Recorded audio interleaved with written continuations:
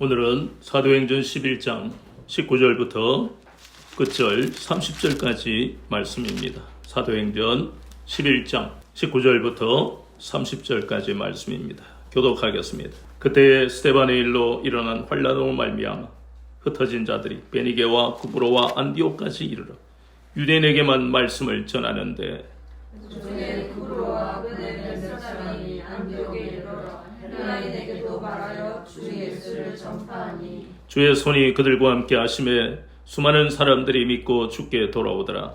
예루살렘 교회가 이 사람들의 소문을 듣고 바나바를 안디옥까지 보내니 그가 이르러 하나님의 은혜를 보고 기뻐하여 모든 사람에게 굳건한 마음으로 주와 함께 머물러 있으라 권하니 바나바는 착한 사람이요 성령과 믿음이 충만한 사람이라 이에 큰 무리가 주께 더하여 지더라. 바나바가 사울을 찾으러 다소에 가서 만남에 안디옥에 데리고 와서 둘이 교회에 1년간 모여 있어 큰 무리를 가르쳤고 제자들이 안디옥에서 비로소 그리스도인이라 일컬음을 받게 되었더라. 그때 선지자들이 예루살렘에서 안디옥에 이르니 그 중에 아가보라 하는 한 사람이 일어나 성령으로 말하되 차라리 큰 흉년이 되리라 하더니 클라우디오 때에 그렇게 되리라. 제자들이 각각 그 힘대로 유대에 사는 형제들에게 부조를 보내기로 작정하고 이를 실행하여 바나바와 사울의 손으로 성도들에게 보내리라. 아멘. 오늘은 사도행전 11장 19절부터 30절까지 본문을 통해 이방인들에게 구원의 빛이 하는 제목으로 같이 은혜를 받겠습니다. 우리가 보는 이 사도행전 11장 그 중에도 19절부터 30절은 대단히 중요한 말씀이 많이 들어 있습니다. 우리가 알아야 할 기독교의 역사가 이 속에 구체적으로 드러나고 있습니다. 우리가 잘못 알고 있는 것들도 이 본문을 통해 우리가 깨달아야 되는 것이고요. 자, 그러면 우리가 보았던 사도행전 9장에서 사울이 부활하신 주님을 만났어. 그가 이방인의 사도로 부름을 받는 놀라운 장면이 있었고요. 그리고 또 10장에 가면 베드로와 또 고넬료를 통해서 환상을 통해 주님이 이방인을 향한 놀라운 계획을 구체적으로 나타내시는 그러한 장면을 우리가 보았습니다. 그러면 결국 9장과 10장 또 이렇게 11장을 보니까 이 사도행전이 1장에서 28장까지요. 두 사람에 의해서 이야기가 되어지는 거예요. 사도행전 1장 1절부터 12장까지는 베드로에 대한, 그리고 13장부터 끝장인 28장까지는 사도 바울에 대한 그러한 말씀이 나오고 있습니다. 참 우리가 봐도 예루살렘의 사도의 대표로 할 수 있는 베드로와 이방인의 사도의 사도 바울, 참 위대하다고까지 이야기할 수 있는 대단한 사람들이 하나님이 그렇게 위대하게 만드신 거예요. 그것에 대해서는 아무도 부정할 수가 없습니다. 그런데 왜 제가 서두에서 사도행전 11장 19절부터 30절이 중요하냐, 이렇게 중요하다고 말씀드린 것은 여기에 나오는 이 사람들은요, 베드로도 아니고 사도 바울도 아니고 그렇다고 예루살렘에 있는 다른 사도도 아니고요.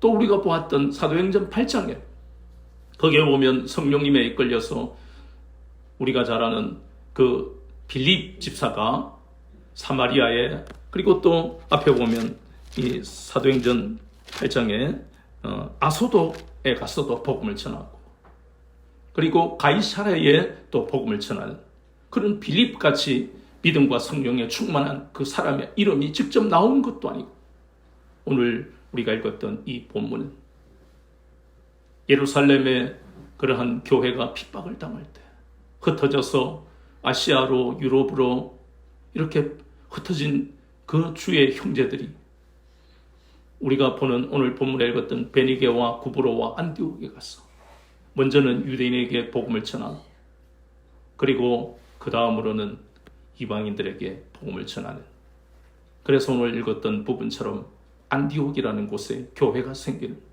놀라운 역사, 그것도 이름 없는 사람들에 의해서 이 놀라운 하나님의 역사가 이루어진 것을 우리가 봅니다.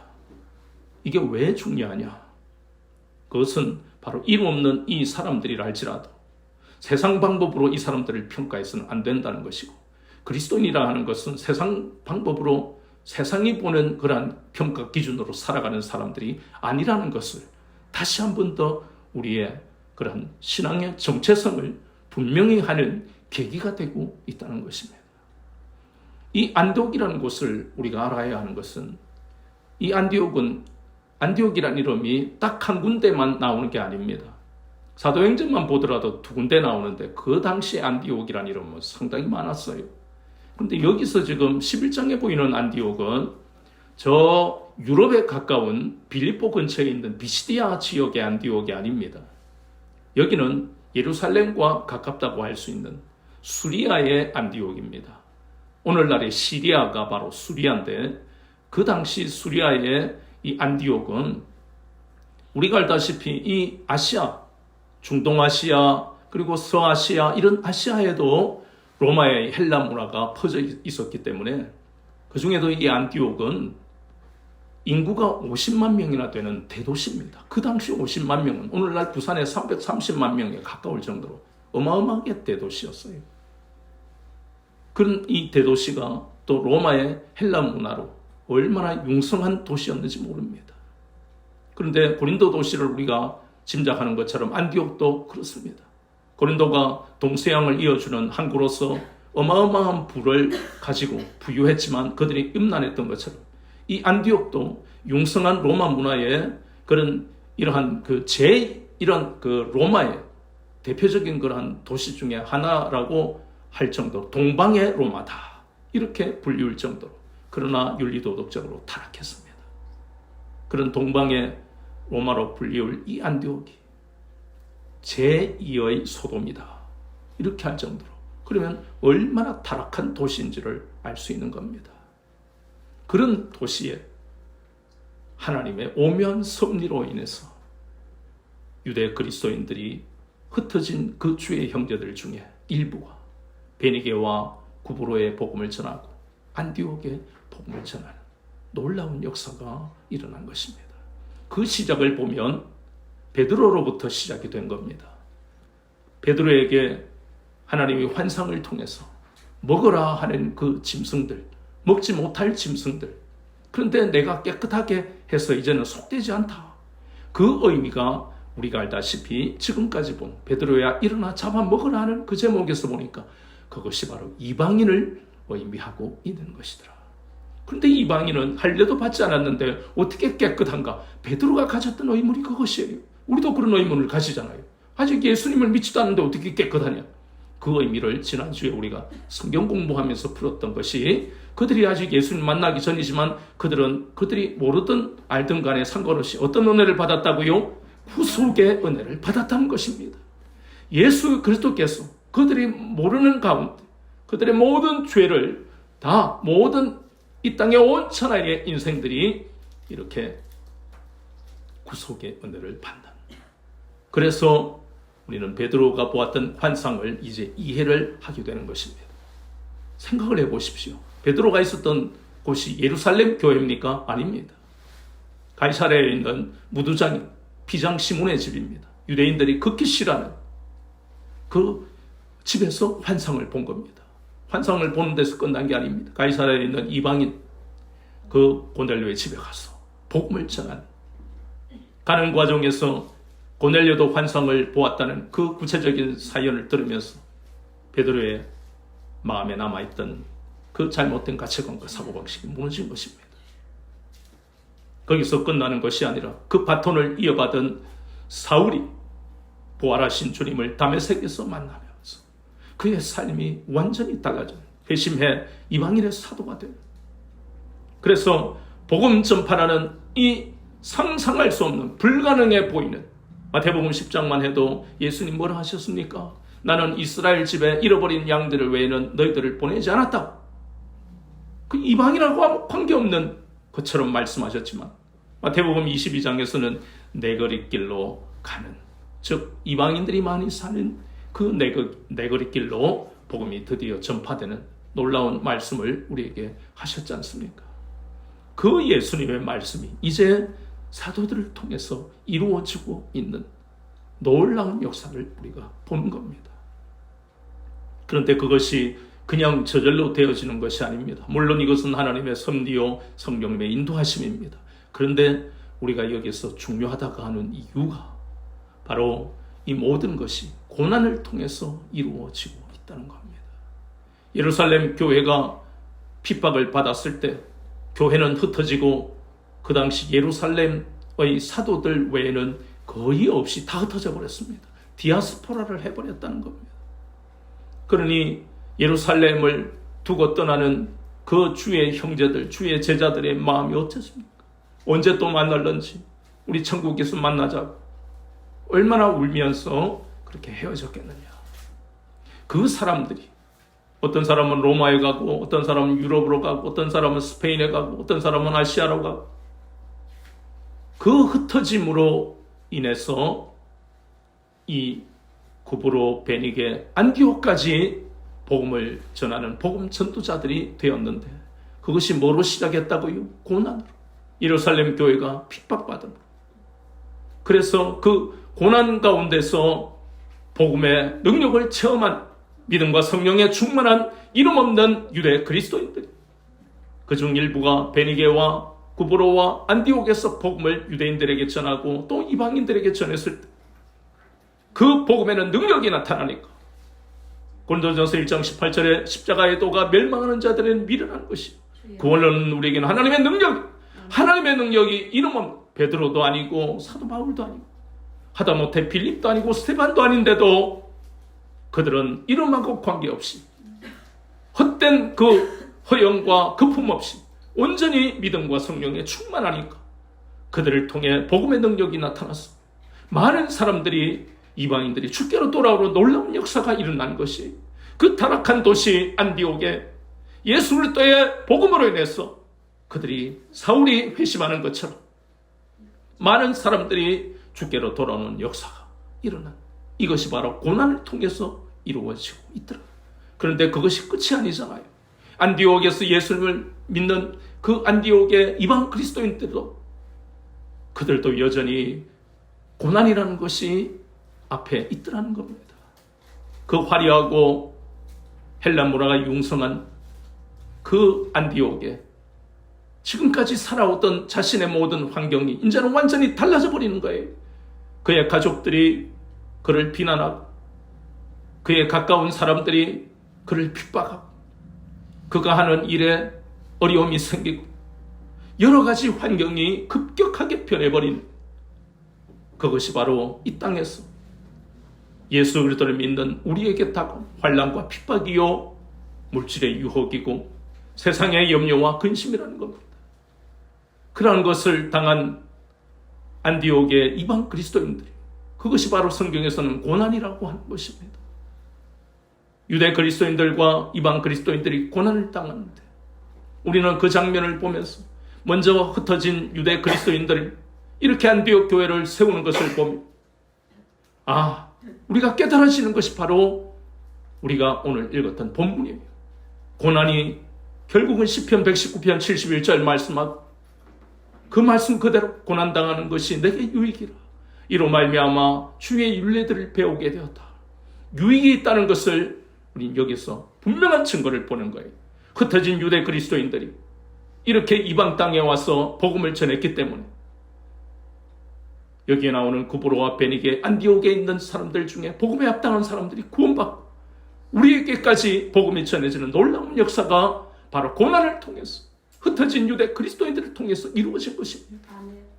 그래서 고난은 그 이후에 하나님의 섭리로 어떤 결과가 일어날지 우리는 알지 못하지만, 그러나 세상에 저주받은 인생은 그 이후에는 반드시 환난과 공고를 당할 수밖에 없는 거지만, 그러나 예수 그리스도를 믿는 우리는 우리에게 닥치는 그 고난 이후에 하나님의 놀라운 섭리가, 그것도 오직 100% 우리에게 유익만 주는 결과가 우리를 기다리고 있다는 것을 확신하게 되는 대목이 바로 오늘 읽었던 본문입니다. 로마서 8장 28절에 하나님을 사랑하는 자, 곧 그의 뜻대로 부르심을 입은 자들에게는 모든 일이 합력하여 선을 이루신다는 그 말씀. 이 구체적인 말씀이 전혀 예외가 없이 우리 모두에게 이러한 일들이 일어나게 돼 있다는 겁니다. 창세기 31장 40절 41절 말씀을 보면 자신의 죄로 말미암아 아버지를 속이고 형을 속였던 죄로 말미암아 외삼촌 라반에게 올 수밖에 없었던 그 야곱을 하나님은 20년을 훈련시키시고 그래서 고백하는 대목이 바로 창세기 31장. 내가 낮에는 더위와 밤에는 추위와 싸움. 외삼촌이 나에게 얼마를 줄게 약속했던 것을 몇 번이나 변개하고 말할 수 없는 2년도 고통스러운데 그런 갑질하는 남도 아닌 핏줄인 사람에게 갑질당할 때 20년을 그 고통은 이루 다 말을 할 수 없는 거예요. 근데 그 고난, 이해할 수 없는 고난의 이후에 하나님은 오늘 읽었던 이 본문처럼 야곱이 2때나 이루는 거부가 돼요. 그의 이름이 이스라엘로 변화다. 그가 바로 이스라엘의 조상이 되는 놀라운 영광과 축복을 받았다는 것을 기억해야 합니다. 창세기 45장 7절과 8절에도 그 중동 땅의 고대 근동에 대기근이 있을 때 모든 나라의 백성들이 살 방법이 없는 그때 하나님은 그 대기근의 때에 야곱 가문을 살리시려고 미리 누구를 보내셨습니까? 요셉을 보내신 거예요.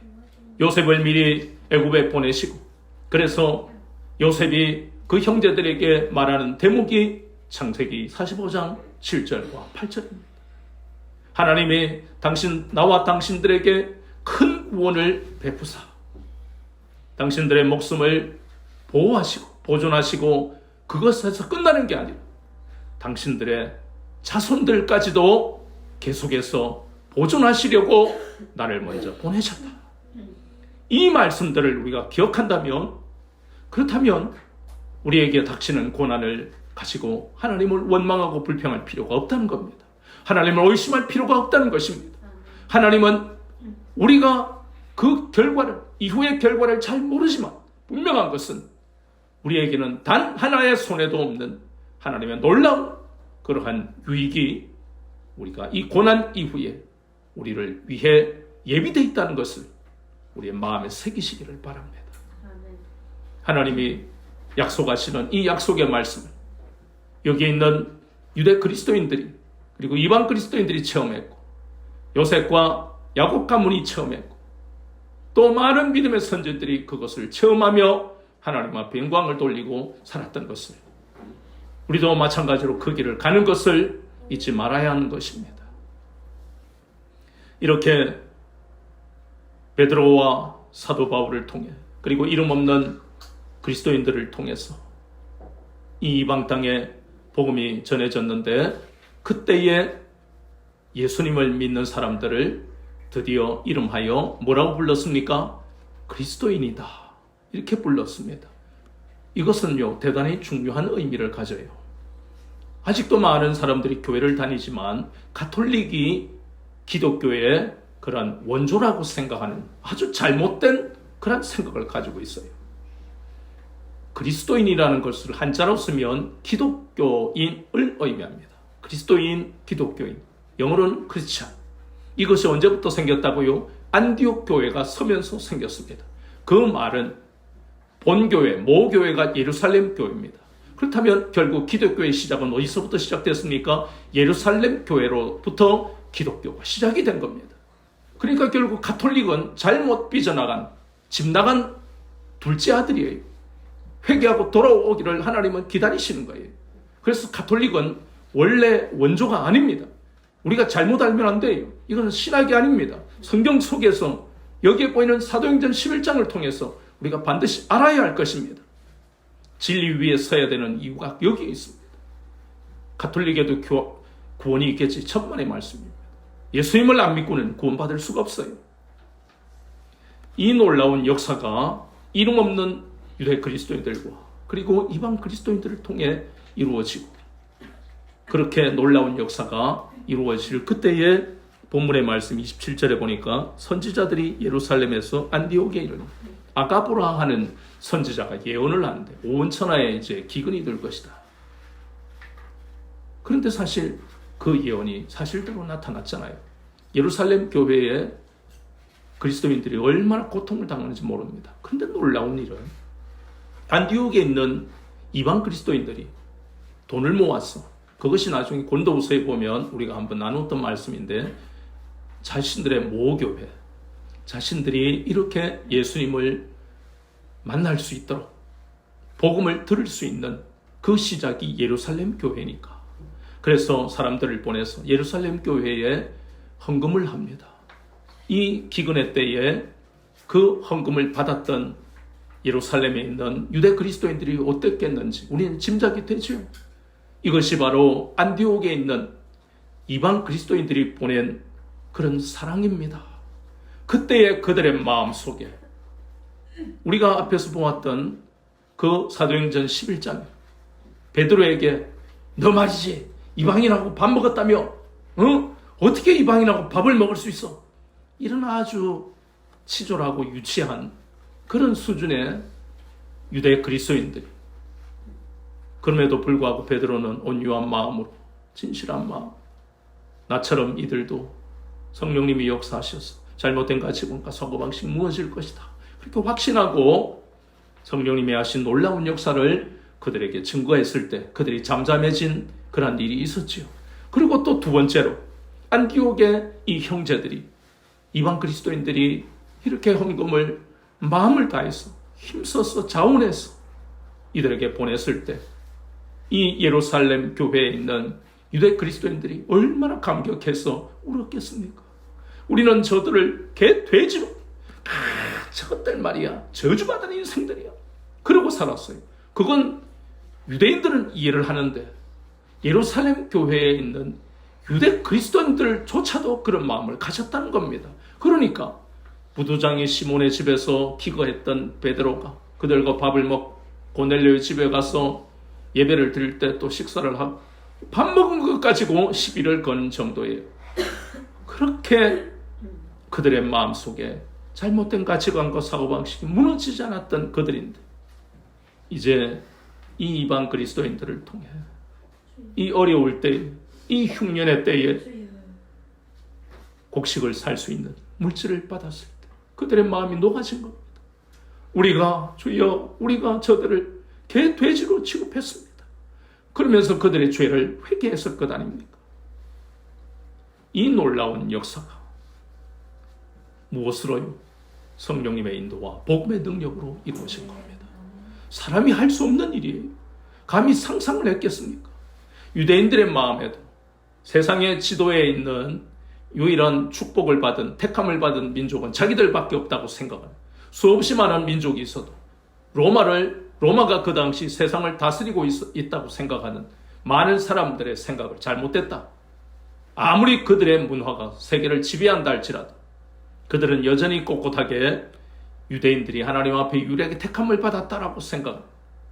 그래서 예수님 때에도 복음을 받아들이지 않고, 사도들이 복음을 전하는데도 받아들이지 않고, 스데반의 순교가 있을 정도로, 그리고 사도들을 잡아서 죽이려고 하는 이렇게 강팍하고 완악한 그들의 마음, 어찌 그들이 이방 땅에 복음이 전해질 거라고 상상조차 했겠느냐. 마음의 소원도 안 품었던 그들 아닙니까?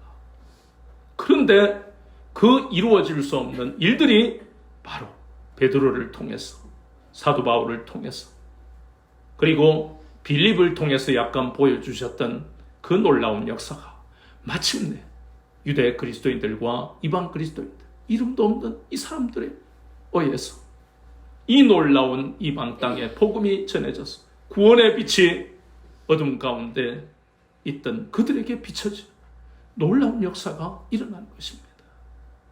우리는 이것을 통해서 우리가 깨달아야 할 것이 있어요. 이 본문의 여러 가지로 우리가 이미 보았지만 이러한 놀라운 역사가 일어날 수 있는 것은, 첫 번째, 복음의 전파는 교회에서 가지는 직분으로만 이루어지는 것이 아니다.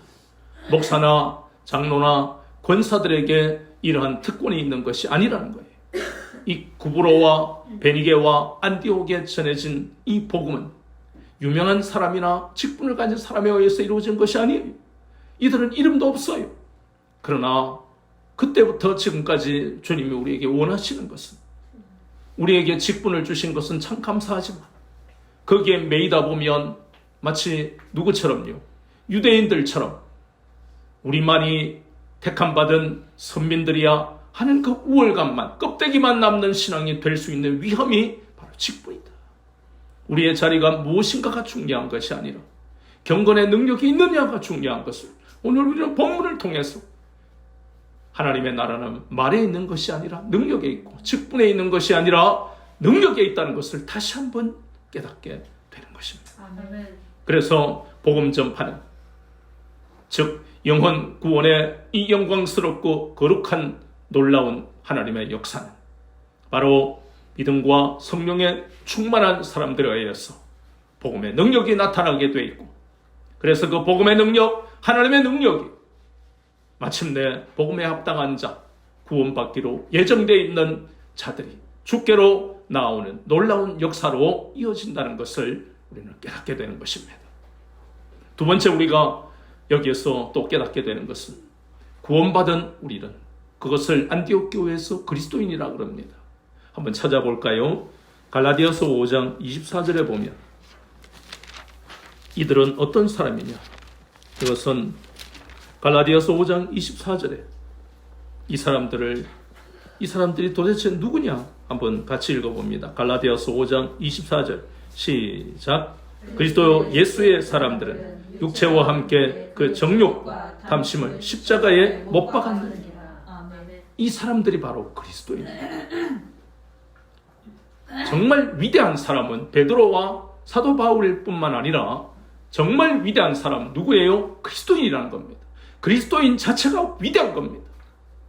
세상 사람들은 날마다 그들을 붙들고 있는, 그들의 마음속에 있는 욕망과 세상에 대한 집착, 미련에서 이겨내지를 못합니다. 그들이 가지고 있는 그러한 자리가 그것을 이기게 만드는 능력이 됩니까? 전혀 그렇지 않습니다. 내가 저 말이지 중수부의 중앙지검의 검사장이야. 검사장은 군에서 별입니다. 내가 또 군에서는 별이 3개야. 좀 이따가 4개 달아. 우리 아버지는 말이지 하청기업을 100개나 가지고 있는 재벌이야. 이러한 것들이 인간의 이 정욕과 탐심을 이길 수 있느냐? 불가능합니다. 이 땅에는 재래식 무기와 그리고 첨단 무기가 얼마나 많은지 모릅니다. 마하 얼마로 그냥 초스피드로 공간을 가로질러가는 미사일들이 만들어지는 시대예요. 레이저 무기가 섞여옵니다.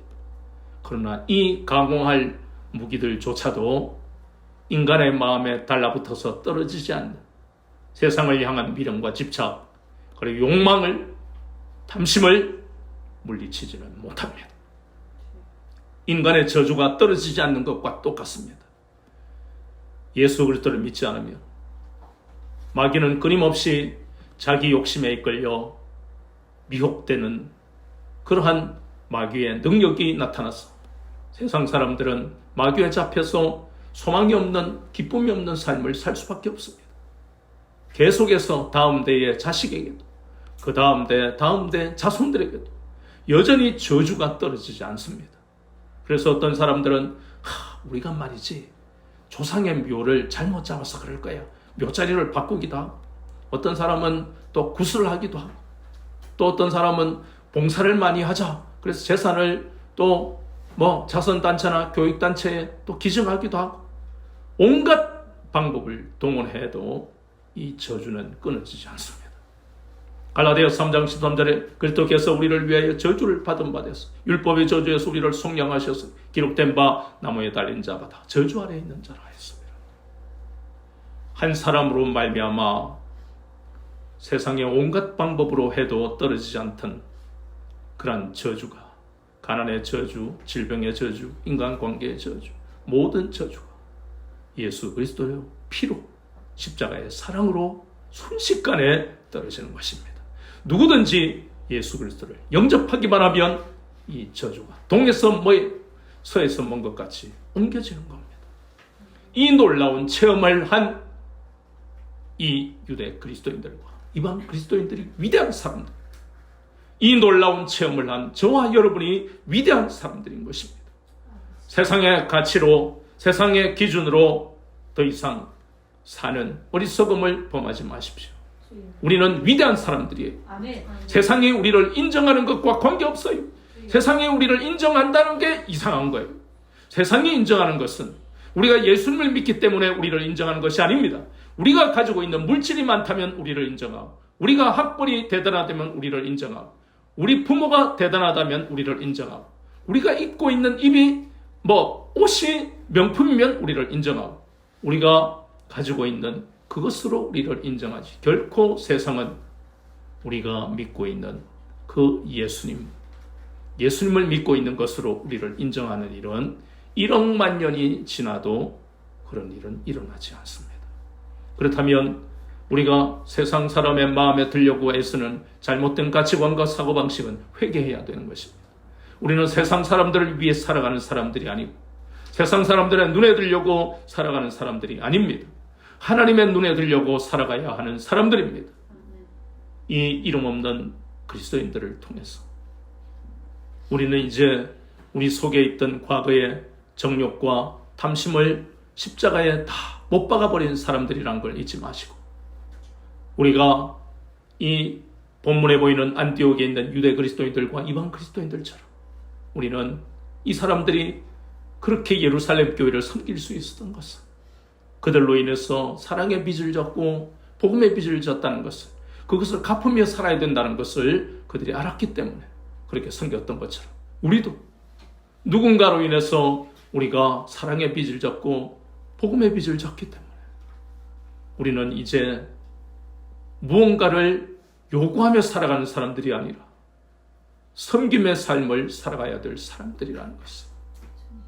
우리가 빚진 그 사랑의 빚을, 복음의 빚을 갚으면서 살아야 됩니다.